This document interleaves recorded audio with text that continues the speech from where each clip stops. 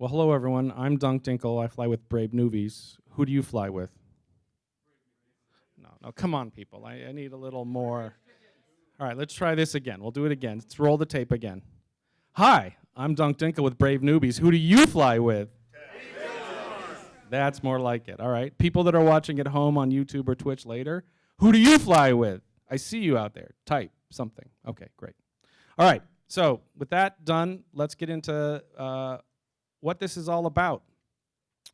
I'm going to start with a slide I started with last year. This is kind of part 2 of a presentation I gave last year.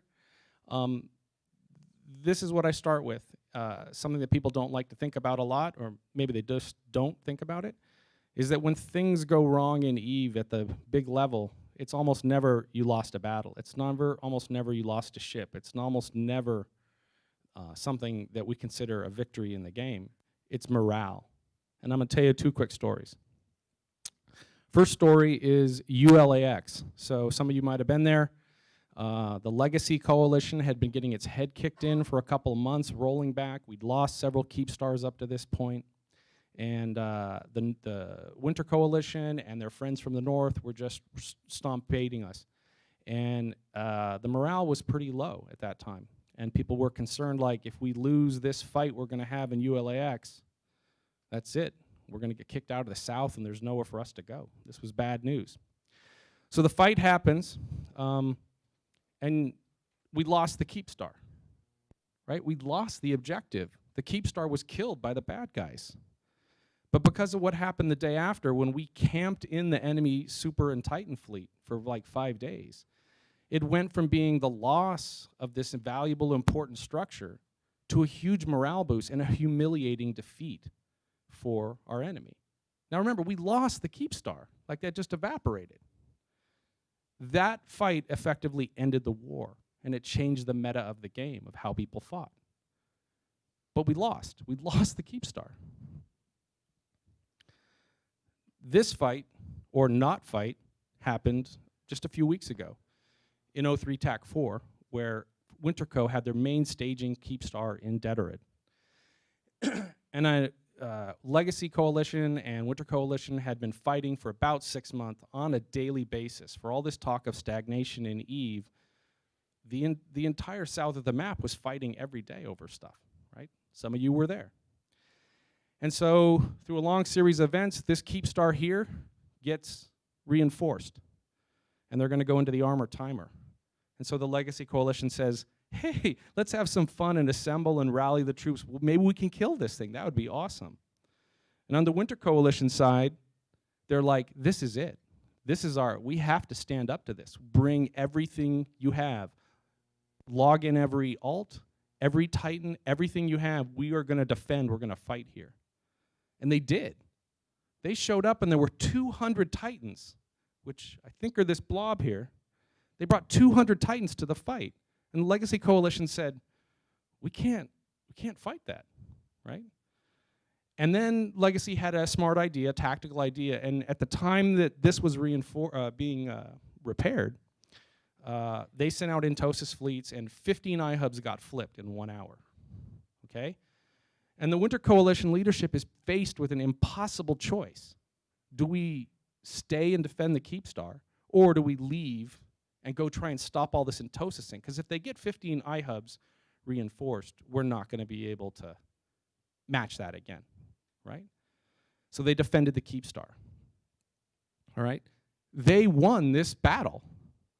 03 TAC, the not battle, they showed up in an overwhelming Titan force. They won. They didn't lose a thing. They didn't lose a single ship in this system. But after this day, the war was effectively over. And why? Because Winterco realized they could not rally their people after pumping them up to such heights to do all this stuff, to then go try and defend 15 iHubs that are going to come out within an hour, hour and a half of each other. It's an impossible task. And the war was over. So the war was over in these 2 cases about morale. The morale of losing a keep star and the morale of keeping a keep star going completely opposite. So this is what my talk is about. I'll go over last year's presentation. There were 3 things I talked about there. They're fairly simple things. That's me. They put me on the big stage last there with this plexiglass podium. That's awesome. The first thing is leading, or listening, I should say. And listening is probably the most important thing a leader can do, and to listen quietly and to not be telling people what to do all the time. If you sit in comms and they don't really realize you're there, you will hear what they really feel. You'll hear what they really are concerned about. If you read the messages and don't interact with them, you will see what they're concerned about. And if you don't really understand what people are concerned about or need or want or how they're feeling, you won't know how to react. Second thing is doing things for people, right? And this goes with another saying that I could probably just make this one slide on this. It's called, basically, leadership is not a rank. It's not a title. Leadership is of being of service to others and willing to sacrifice for others. That's what it's about. If you think about the big leaders that you've known in your personal life and history, it wasn't about the title they were given. It's about what they did for their people, how they led them at the front and not pushing from behind. So in this case, acting, what I'll call acting, is just basically doing small things for people. This, for those that don't involved in it, is lighting a sino for somebody. And it's a small thing to do. It's like less than 10 million ISK to light a sino for somebody, put it in the right place, and do it for them. But the sense of relief that somebody has by moving their multi-billion capital ship to someone they trust in a location they trust, that's huge to them. They don't forget that kind of stuff. And it's simple things. It doesn't have to be huge things for someone. It can be as simple as, we're out of medium shield extender 2s in our home staging system. Does anybody have them? And you can just trade it to those people, right? It doesn't have to be a huge thing, but people remember those things. And then the last thing is being a good example. This is a dumpster fire, for those that really can't see. And part of your job as a leader is to put out dumpster fires that are happening, drama sinos, whatever you want to call it. If you're the kind of person who's going to egg on drama and fights and stuff like that, it can be a lot of fun, but you're not a good leader by doing that, right? There's a time and a place for conflict, healthy conflict. But if it's really a dumpster fire going on in your comms or your chat or your Discord or your Slack, you want to step in and kind of de-escalate things, right? And being a good example, if you have a thing that your group is known for, you should do it. Moving on. This is Who Am I? I did this last year too. I think you all can read, so I don't need to read this to you, but I've been playing Eve for a long time, done a lot of things, different things in Eve. Currently, I'm on the CSM. Well, you may have heard my name from that. And in real life, I'm a corporate executive, and basically anyone who's a corporate executive or was in the military knows that what I'm telling you here is like the basics 101 of leadership. So I do this kind of stuff in real life of having to manage people that don't want to do stuff, right? Nobody comes to work every day and says, I can't wait to do this thing. You have to pay them to come. It's so painful. You're paying them to come. So you have to use these same techniques with people here. So that's who I am, things I do. That's my carrier before they were faxes, getting Doomsday by Black Legion. They loved it so much they made a video about it. All right, so what I'm going to talk about today are 3 new things to talk about. So that's another presentation technique. Just give them 3 things to think about. So the first one is trust.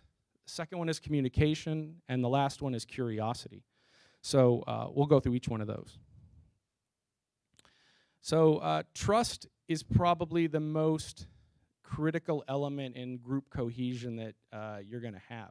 Once it's broken, it's very hard to reforge. It's like, what's the sword in Tolkien? Come on. In The Return of the King, the sword? Somebody? No. What kind of geeks are you? No one knows the Tolkien sword? They reforge it in like after 2,000 years and then they go, yeah. All right. I'm disappointed. All right. You know, all right. So, all right. That's homework then. All right. So, one of the key things in trust is having a common ethos, a common thing that your group, whatever it is, what is it about, right? You look at any famous group, whether it's a military group or a sports team, they have something that they identify with about what they are and what they do and all that kind of stuff. I'm in part of Brave, and you'll see on most of the swag we do, most of the things, most of the communications, when I make videos and put them out on the internet, some of you have seen them before, you'll hear me say these three things over and over and over. And this is our culture, right? This is our ethos. And we're not always classy, and we're not always having fun, and we're not always brave. But we have to aspire to some ideals that differentiate us from other people. And your group can do whatever you want. I know the code guys, and they love it, and that's what they're all about, is ganking, right? Whatever your passion is about, you have to be able to gather your people around that passion. If you don't have a common thing you all hold together as your value or your ethos or your reason for being here, it's very difficult to tie people together. The next thing, trust is never given, right? Trust is earned, okay? Just because someone is made in charge, just because someone is given the title FC, doesn't mean you trust them. You trust them after you've been on a couple fleets and they treated you right, and it was fun. Even if you all got wiped out, how did it make you feel when you were on that flight? And then that trust slowly builds up in time. And then one day they'll say, I need to go do a thing. We need a thing, it's called the Doing Things Fleet, and I need you to get in and not ask questions, right? Because no one needs to know you're going to move 4 freighters through 2 regions full of fuel blocks and ozone, right? That'd be too tempting of a target for some bad guys. But you can do it if you've built up the trust in people, that they believe that I have been with this person before, I understand, they won't screw me over, this won't be stupid. And when we finished the fleet of moving 4 freighters through 2 regions, everyone felt very good about themselves because they had been of service to an even wider group. They were moving alliance-level stuff around. They didn't even know it, but when it was revealed to them in the end, they felt good that they had been of service to others. And then another key thing is sharing power. In our group, anybody can lead a fleet. You don't have to be an official FC. Anybody can do whatever they want pretty much, right? You can't break our rules, don't shoot blues, you know, that kind of stuff. But just making someone the boss of the fleet and saying, you take it out, you do it. And if you're wealthy enough, you can say, I'll refresh all your SRP. You're taking out a bunch of Talwars? Great. Here's a few $100 million. Go have fun. I don't care if you whelp them, right? And even you just give a new FC who's super nervous, right? They got the shakes and they're all nervous about doing it. And you give them 20 fitted ship and say, go blow them up. I trust you. Go have fun. Go lead these people. And you're putting trust in them, and then they in turn have trust in you, and then it's a virtuous cycle, as they would say. The next thing we'll talk about is something that some groups do really well, and some groups are horrible at this. So rumors are the stock and trade of EVE Online and tinfoil. I don't know if you can see it here. This is someone saying in Slack that I'm a weeb, which I guess means I like anime. Is that true? All right. So I'm beyond your classifications, right? So you have to address rumors right away. Now, I'm using a jokey thing here, but real rumors do get started that can destroy entire groups. It destroys cohesion, it destroys trust, and all that stuff. And even if it's bad news, even if the rumor is true, you're 100% better confirming, like, yeah, that did happen. That person did leave. You know, in our case, our capital FC, our main FC that led all of our capitals, was a spy for our most terrible enemy for a year, right? And so we had to admit that and tell everyone, this is what happened, and it sucks. And I really like that guy, and now he's working for the bad guys, and he screwed us over on all these fights, and it sucks, and we look like suckers. But if you're not able to do that, you're not authentic, which is the next thing to talk about, right? I'm an old guy, and I get cranky, so they made a special mumble channel for me called Cranky Old Blokes, right? But that's who I am, and I can get cranky. Most of the time I'm pretty nice to people, but I think probably some of the brave people here know there's been angry dunk times. But they know what's going on with me. Like, I'm not faking it, and if you are talking to people and you don't believe it, people will know. Humans are the best bullshit detectors on the planet. Like, we're trained from an early age to just the way someone looks in their eyes, you can tell whether they're lying or not. The tone of their voice, do they pause when they talk? All those things, you don't even think about it, but you do it all the time. And if you try and pull the wool over people's eyes about what's actually going on, if you're inauthentic, if you're trying to be happy when you're sad, people will go, I don't care what he's saying. That's not, something's wrong, right? You can't have that.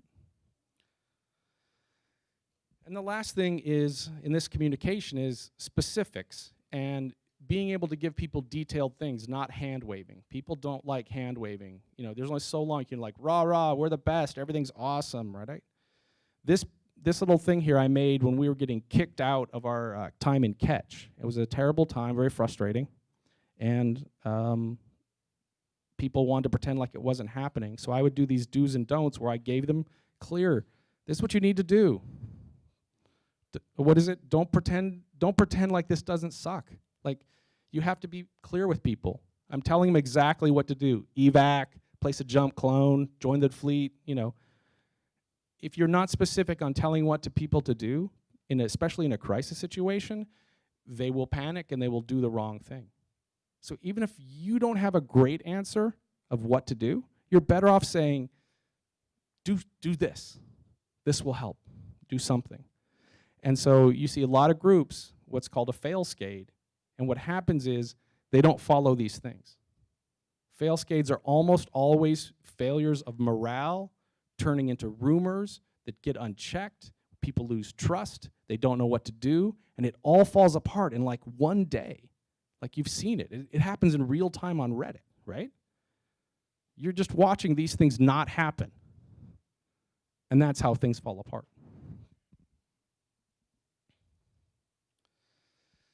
I'll make a special slide about this. Empathy and compassion are extremely powerful things that we do for each other. Everybody here has had bad days and good days. I'm getting emotional just talking about this. This picture is a cyno-vigil, for those who haven't been on one, for somebody who's died. This one in particular was for a pilot whose family was killed in New Zealand in the massacre down there. And we had a big cyno-vigil for him, and I got to actually meet him when I went to Sydney. And that's a big thing. Losing your family in a horrific terrorist attack is terrible, and the community rallies around him, right? But it doesn't always have to be such a big dramatic thing as someone is dead and there's a cyno-vigil. This is a chat with somebody who broke up with their girlfriend and wasn't able to go to E-Vegas this year.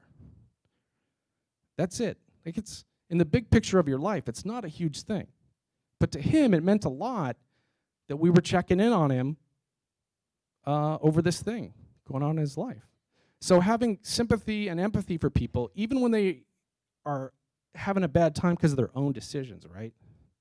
I played too much Eve and I got kicked out of college, right? It happens. This person made bad choices.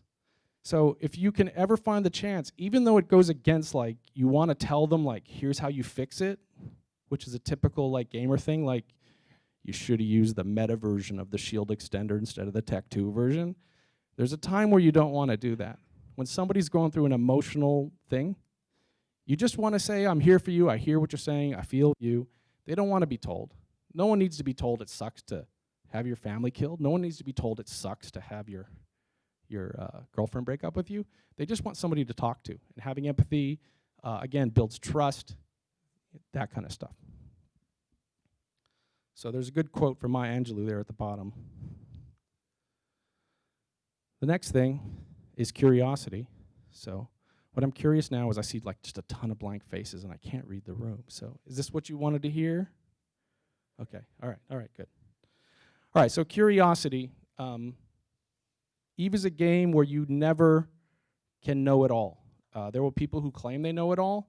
They don't. There's a graph here that talks about how much you think you know, and then as you actually start to know, you realize how little you know, which you'll watch it later. I'll put it online. But basically, there are people, and I'm sure you've met them on comms or on podcasts, and they talk like they understand every aspect of the game. They understand exactly why everybody did everything. They understand everything. They're the expert, and they're full of shit, right? Everybody has something to learn. And so if you can't get past that and not ask questions and not be willing to talk to people and find out more, even though you might think you know everything they know, but you're not willing to talk to them, you can't really be curious, right? You're kind of going to get locked in. So, you know, I did faction warfare in the very first release of it, back when you didn't make any money doing it. And we beat the Galactic, we got a little badge, it was awesome. That's the last time I did it, maybe 2009.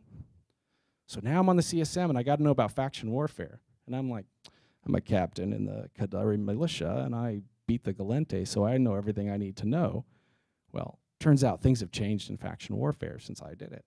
So I had to go to the faction warfare people and say, what's up with this? What's up with this blockade thing? What? And if I had just listened to what I had heard on podcasts, I would think that everybody agrees that this mission blockade thing is awesome and great and everybody loves it. But half a dozen people like, this is stupid. Here's why. Right? And so I had to be curious about why. And I didn't take an opinion on it, but you have to ask questions even though you think you know something, right? I think I've built a lot of structures. I've built like 200 structures in the game. You people like Athenors. You really like Athenors. And I think I know a lot about that, but then just yesterday I met a guy from, is it Theron? I can't remember. And he had a whole different way that he did things that was very different than mine. And I was like, holy shit, what else don't I know? So again, with a virtuous circle, if you're asking questions to someone to find out something, and you show respect to them that they have knowledge and they have experience, that's again a building trust thing that you're doing with people. And then sometimes you find something and you're like, holy crap, I thought I was an expert. I didn't really understand it at all. Or there's a new way of doing this. And here you go. You have to like be willing to say the old way of doing something, it can be improved upon. It doesn't have to be, I'm stuck doing the same way. And you'll find this in EVE a lot. There are people that get very comfortable with this is the way things work. And this is what I like to do, and this is exactly how I do it time after time. And then something changes, and they freak out. They can't, like, you've upset their apple cart. And if you get into that mindset, you really can't lead people because then you're so frustrated. Right? There's going to be, you guys, if you went to CCP Rise's talk, he talked about all these changes he's planning to do, and I guarantee you there are people on the internets that are just bonkers crazy over this. Right? I'm scared to look at Reddit till I get home. But we've been blowing up ships for 15 years or whatever it is. We're going to continue to blow up ships. It's all going to continue to happen. We got to adapt to new ways of doing things. People don't really like that, right?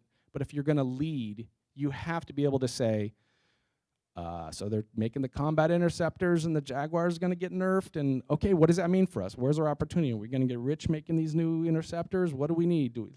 You have to embrace the future and embrace new things if you're leading. Because otherwise, if you as a leader are dejected and frustrated and pissed off, and for a long time, it affects your whole group, and they're like, I don't want to go hang out with Mr. Sad Sack, right? They're like, I'm going to go where somebody's having fun. So I don't know where I am on the time, but okay. So I'm going to recap again, then we can do questions and all that kind of stuff. So for this kind of talk about being a leader, there's the 3 key issues you can walk away with. Think about if you're establishing trust with those people, and a key way to establish trust is putting trust in other people, even though you don't have a reason to trust them, right? People recognize when they're being trusted for the first time, and it's an emotional moment for them, and that's what you want to create. Communication, clear, authentic, transparent communication is essential. Without it, you see it time after time. It kills organizations, it kills groups. Authenticity is so important. And then being curious. When you hear about some new player in your group and they're doing some new wacky thing with a new fit, rather than being dismissive of like, why are you flying the Nighthawk? You want to ask them, why are you flying the Nighthawk? And usually it's, well, it looked cool, but occasionally they're like, I figured something out. And if you can identify those cool new things that other people are doing and bring them to the rest of your group, that's what a leader does, right? And you have to put up with some crazy conversations from time to time. But if you can't be curious in this game, if you can't be open to new ideas and be willing to implement them, you might as well like go play Modern Warfare next, right? Because you know what you're going to get out of that game. So that was my presentation. I did about a half hour, like I said. So now we'll ask for any questions, and hopefully is what you guys wanted.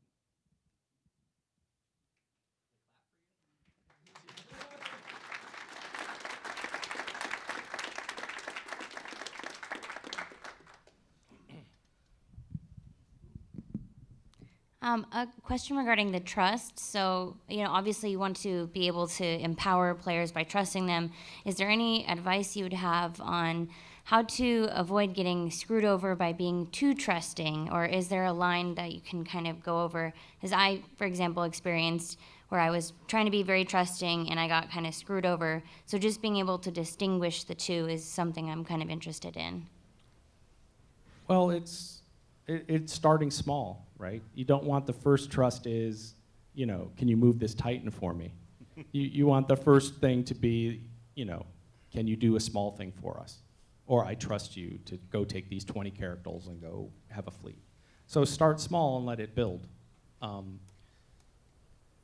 It's a cycle for you too. You have to develop trust in people. There's people in the game I would trust to move my Titan for me. There are other people I would not trust to move an Atron for me. But that's all because of experience with them, right? So start small and move your way up. You still may get screwed, right? It may be your capital FC director that flips on you. But you got to start somewhere.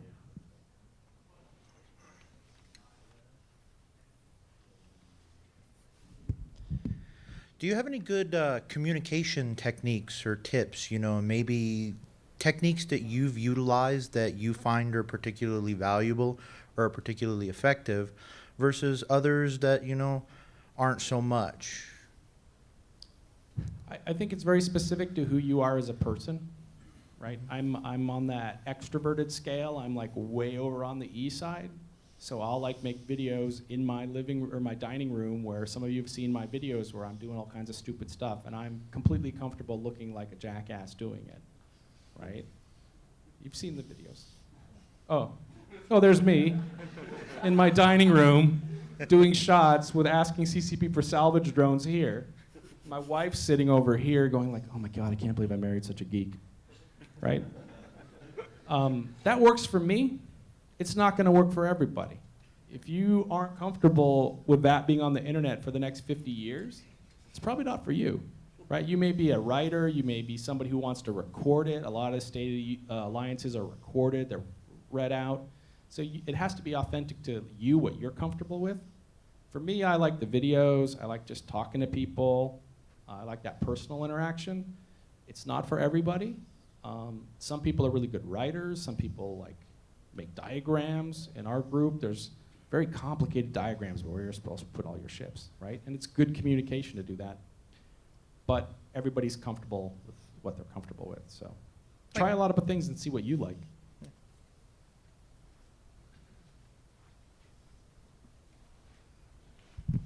I got kind of a dumb question for you. So the title of this is How to Lead Without Being a CEO, but what is your actual title in Brave? What do you actually do on a day-to-day basis in Brave besides narrative leading? I have no official title in Brave. That's the truth. I've rejected all that stuff. On a day-to-day basis, I do a lot of our back-end infrastructure stuff as far as resetting Athenors, stuff that requires a lot of trust. Mm-hmm. Manning, keep stars and Fortizars. We need 10 iHubs immediately, and you need to move them to Scalding Pass. Like, I do that kind of back-end logistics stuff. And because our CEO is in Australia and our second in command is in Germany, I'm the American who's empowered to be the emergency, like, in case of fire, break glass, right? Like, that's my role in Brave. Like, something's happening. And I'll go, okay, undock the Nighthawks. But I don't FC them, but I'll be like, yes, break out the strategic Nighthawk cache. So I don't have a title. I think it's a kind of, there's not a lot of people like me in Eve, but there are people that kind of have this back-end logistical role. In Goon Swarm, they have a group called GSOL that is one of the most highly trusted, highly effective groups that's out there. And they are constantly working all the time to make sure all of the Imperium systems are working and running. And it's a very impressive operation. So there are roles like that. I think they have a titled directorate, as they would call it. We're just not big enough and that organized. Cool. Thank you. Anything else? Can I go relax and drink? What's that? Why reject the rules? Well, I go to work.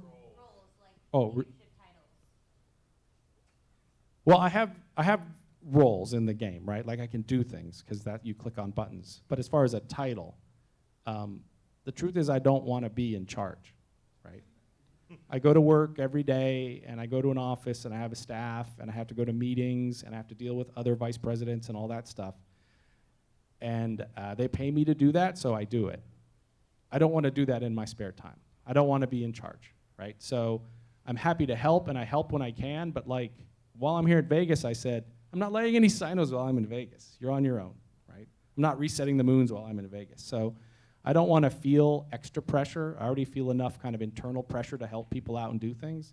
To have the official title for me personally is like just that step too far. So. What's that? Separating that work play line. Yeah, look, I don't want to be so on the hook. Like to be an alliance CEO and engage in all the meta discussion about coalition stuff and all that stuff, it's a lot of goddamn work. The last thing I want is trying to debate, you know, who are we going to blue or who are we going to fight. I don't like that part of the game. I was going to see if you think it's beneficial to ever get like a gaming mentor, so to speak, for someone to kind of show you the ropes. And if so, how does one go about that, finding someone to suit them, because everyone learns differently? I think everyone's different in how they like to be approached and how they like to learn, right? Some people are, I learn by doing, other people are, I learn by reading, other people are, I learn by watching someone else do it. So you have to find out the way you like to learn and hear things, and then just talking to people, right? You have to be willing to talk to pretty much anybody and just say, hey, I need to know what you know. The story, do those of you know who Doom Chinchilla is? Yeah, so Doom Chinchilla is a pilot in Pandemic Legion. Before that, he was in some of the low-sec groups, and I met him 6 years ago at my first E-Vegas. And at the time, Brave was just getting started. I didn't have any capital ships, and we were trying to figure out how we were going to do sinos. So I went to Doom, because he was lighting all these sinos all over low-sec, killing all kinds of stuff, and I said, how do you do that? What do you set it up? How does this all work, right? And we became friends because I asked him, like, teach me about this thing. Now, in the game, he's a total jerk to us, right? Like, the worst. But in real life, I learned a lot from him, and I still learn from him. And when I go to Colorado to visit my daughter who's in college there, we go out and have cocktails, right? But as the people who have ever fought Doom have ever attested, he's the worst person you want to be on the other side of, right? He's relentless and a jerk, and he'll talk shit in local. But I still learned a lot of stuff from him, right? And so you have to be willing to kind of see through all that kind of thing. I don't know if that answered it directly, but. And I guess one last question: who's someone you are inspired by, or who's a leader that you find inspiring? It could be in game or out of game. Sure. The question was, who's a leader I find inspiring? Well, there's a lot of different people in the game that I have a lot of respect and inspired by for different reasons. So I'll just give one example, right? So some of you know who Elise Randolph is. He was the leader of Pandemic Legion. He's kind of semi-retired from leadership, but he still likes to shoot things. And Elise, I met him a long time ago, too, at these kind of events. And Elise always was smiling, right? He's always, I'm having fun. It's all good. And he was calm under pressure, and he could take any question from anyone, and he was just, you could feel this chill just radiating off of him at all the time. And I said, Dunk, you gotta be chill. You can't be the cranky old bloke all the time. So when I think of staying calm, for me, it's like, what would Elise do in this situation? So, if that helps. I had a question for you. I perform a similar role in my group, both the one I'm in now and the one I was in before, to not a lot of official title, but just kind of running things behind the scenes. And this might be a more meta-level question than you are prepared to answer, but do you think it is a valuable thing to have kind of like a face, somebody who is always, this is the person who's in charge. This is the person that you actually have to answer to and you actually like recognize either in a title form or because they're famous on YouTube or whatever. Is that an efficient way to do things, or is that just more of like a natural thing that happens in corps? Well, what you're talking about are kind of two things. We would call it hard power and soft power, right? Hard power is rank and title and actual authority to do something. And that's what CEOs and FCs, and they're empowered with that hard power. I can click this button and you're out. I'll kick you out, I'll commissar your title, right? Hard power. And then there's soft power. And soft power is what I do, right? Your girlfriend broke up with you, she seemed really nice, I'm glad you're still friends, but like that kind of stuff. Soft power is making videos. Soft power is the kind of stuff I deal in. Some people can bring both of those worlds together. And they can do the hard power stuff and the soft power stuff all in one. Right? If you can do that, you probably should be in politics, right? But I do the hard power when I'm at work, and I do the soft power while I'm in Eve. So I think you just have to choose like what path do you want to go on and how do you do that, right? Titles and rank help a lot when someone new is joining your group. They're like, this person was given trust for a reason, but you can't lean on it, right? Like we have a thing, we use Mumble for our voice comms, and there's people that always like, I need my tags. Put the tags that I'm a skirmish FC. I need the tags. And they won't shut up, right? Let me go back to this thing.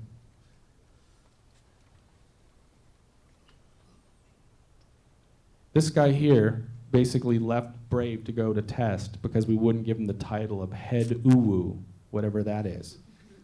Right? It was very important to him that his mumble tag said head uwu. Give him back.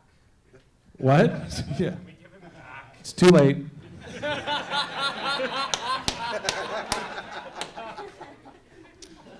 So, again, like most of my answers are like, see what fits for you. Yeah. But I think if you think about it in hard power and soft power and decide like what do you want to lean on, you can make a choice.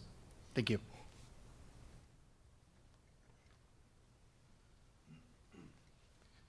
You kind of put the description on there that I was looking for, hard power and soft power, because I'm used to that in the real world and in game.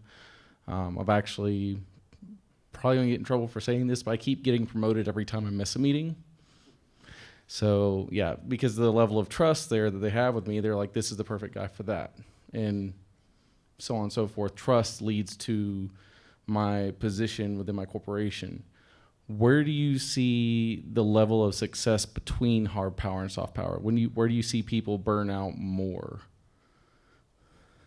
People burn out when they're not having fun. Right? It's true. It's like anything in life. You burn out when you're not having fun. As stupid as it sounds, I'm very much excited to build my 200th Athenor. It sounds like the geekiest like achievement, but like I'm stoked, man. Like, come on, when are we gonna rent some more moons that I can sell some Athenors, right? But that's my personal what I have fun doing. When people are doing a task and it's not fun anymore and it feels like drudgery and unfun, like you've passed that boundaries, right? Mm-hmm. Right? And anyone who's been through like therapy, like with a psychiatrist or a psychologist, they talk a lot about boundaries, human boundaries. Like, what are you comfortable with? Are you comfortable with that? Can you keep your boundaries up and not let that person say mean things to you, even though they're your mother-in-law or your, sister or brother? Mm-hmm. Same thing in Eve. We're just humans. We're all humans here. And if the boundaries, you're letting them push your boundaries and pushing you to do things you really don't want to do, you have to maintain those boundaries, or it becomes painful and not unfun, and then you're like, let's go play Borderlands. Been playing a lot of Borderlands lately. Yeah. Borderlands 3, awesome. So the hard power aspect of it, how would you word it to someone that is hard power? They want things to be their way. They're like leadership talked, and it was literally just that person making a decision. How would you convey to that person that we still need to have fun? That's my only question for you. That. Again, I think you have to be willing to say it, right? Like, it should be fun, man. I don't want to. I want to log in and be challenged, and I want to get the shakes, and I want to do fun stuff. But what you're talking about doesn't seem like a lot of fun, and I'm not the only one that feels this way, because you're not. You're never the only one who, feels that way. So I think again, being a little bit of honesty, but again, if your leader's not doing things you like, go find another leader. Go find another group. Right? It sounds rough, but Eve is something we don't get in our daily lives a lot, right? We get to go choose our tribe whenever we feel like it. You don't often get to re-choose your family very easy. You don't get to re-choose the people you work with very easily. But in Eve, you can be like Vaz and say, I want to be head uwu, and go join another group. Does that help? Yeah. Are we wrapping up? 10 minutes, okay. Any other questions? Yeah, I know, you're in trouble now. 5 minutes. 7 minutes.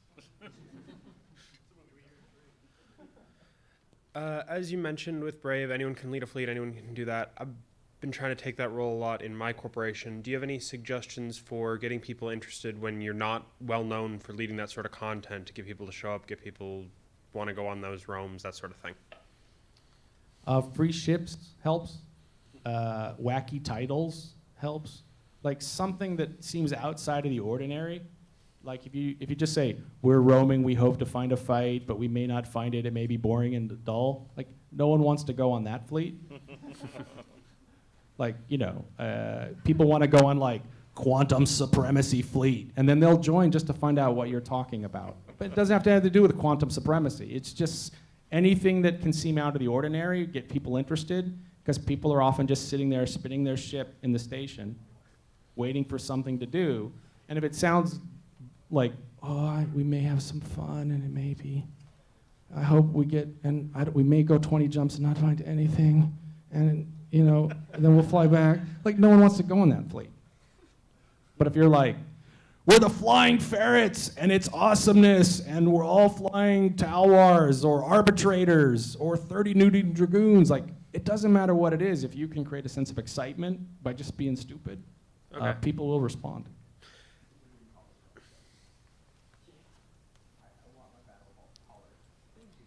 When it comes to too many chiefs and not enough Indians, how do you politely tell people who are not supposed to be taking on leadership roles to kind of step back a little bit without demotivating them if they potentially could be, future managers, future leaders?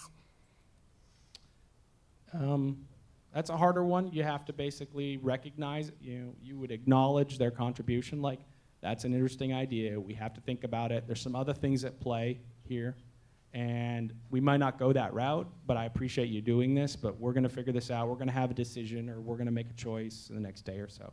So you want to acknowledge that they've participated, thank them, and then tell them you're still in charge and you're still making the decision, right?